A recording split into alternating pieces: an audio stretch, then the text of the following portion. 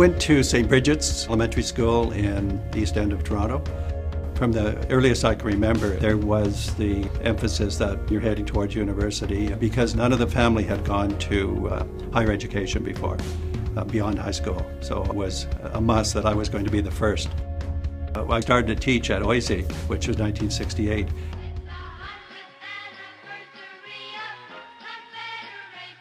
There were lots of innovations in the 60s, whole kinds of things that were innovations up here, but when you got to the classroom, not much was happening. And then we started to work in schools in the early 70s. I'll say I put in probably 15 years of, not in the ivory tower, but getting inside classrooms and doing projects that had us observing and interviewing and being in schools and classrooms. We found that there was an unevenness of the quality of education that people were able to access. So that's when we formulated what we now call the moral imperative, which is that commitment to raise the bar and close the gap for all students, regardless of background. The big breakthrough for me was when we were commissioned in 1997 by Tony Blair and his government to evaluate across the 20,000 schools in England. I spent 4 or 5 years learning the lessons from there, and that's really when it came together for me in the late 90s. I had first come to know Michael through his writing and his research and the books that he was producing.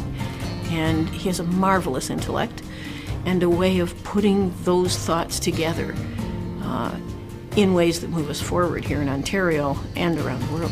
He's encouraged us to involve the total system, to take a look at how we build a collaborative environment so that we all are understanding what that means and how we can make a difference, and that no student should fall between the cracks. One of the most interesting things about our journey is that we wanted whole system change, not just to identify a few examples, but the whole system has to get better. That was our goal. And what we basically said, top-down doesn't work. Leaving it to the individual school doesn't work, even if you support them. So what's in between? What's in between is pulling out what is being learned and making it available to the system laterally. So we identified 120 schools that were on the move in the sense they had demonstrated success. We got at the causal pathways that produced those results.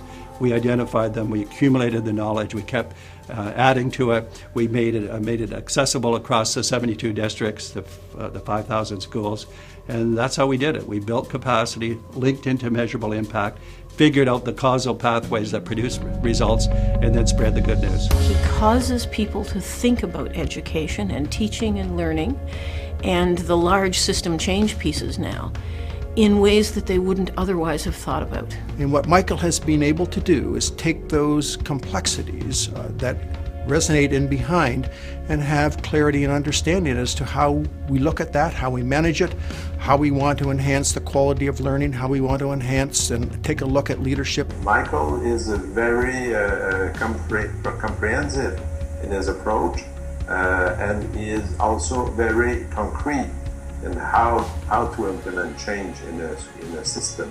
He's an amazing intellect, a very effective communicator, a prolific writer. It's just his generosity, his commitment, his willingness to coach, to mentor, to share.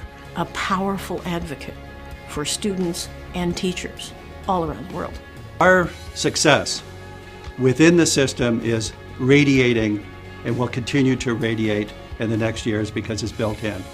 Our presence in the international world with other countries where we're learning with them and we have really direct relationships, it's radiating, but we're also getting things back, and we're getting better because of both of those things.